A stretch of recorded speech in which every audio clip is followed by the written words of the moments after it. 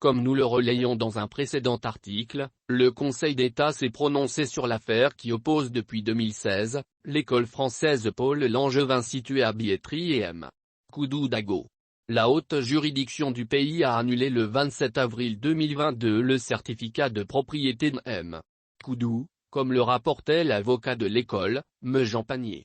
Après la décision du Conseil de l'État, ce dernier fait des observations afin d'éclairer la lanterne de l'opinion sur cette affaire qui dans un premier temps avait abouti à l'expulsion de 450 élèves de l'établissement par une décision du tribunal de commerce d'Abidjan et confirmée par la cour d'appel.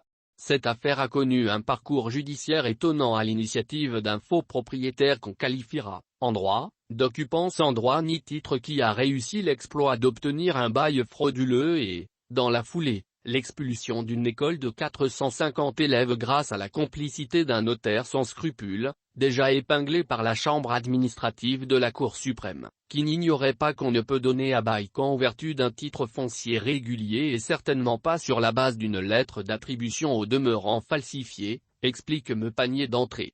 Selon la défense, la présence du notaire à l'acte n'avait pas d'autre but que d'endormir et de rassurer les preneurs qui ne sont pas juristes arguant que c'est pourtant la mission du notaire de sécuriser les parties.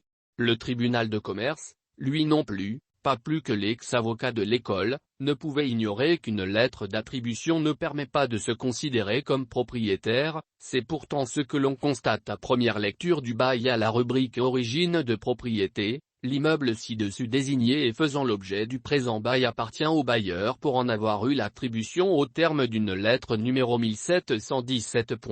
En date du 16 mai 1991.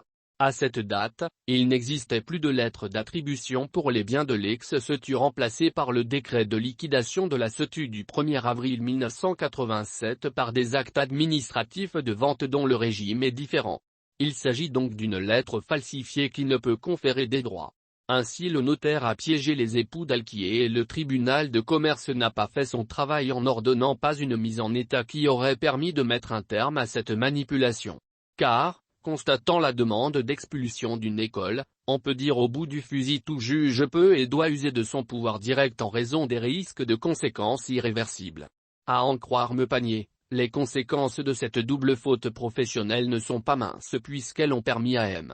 Koudou de s'incruster dans le débat judiciaire alors que, selon lui, il devrait être poursuivi pour faux et usage de faux, escroquerie en bande organisée, escroquerie au jugement, blanchiment d'argent, voire stélionnat. Je constate d'ailleurs que le ministère de la Construction et de l'Urbanisme d'alors, n'a pas porté plainte contre lui alors qu'il le fait habituellement pour beaucoup moins que cela. Cette succession de complaisances a permis, 6 années durant, à un occupant sans droit ni titre de contester le droit de la victime d'un vol à revendiquer le bien volé. C'est en raison de cette situation à la fois absurde et dangereuse que la défense de l'école en appelle à plénitude de juridiction du Conseil d'État pour rétablir le droit et l'image de la justice, souligne M. Panier.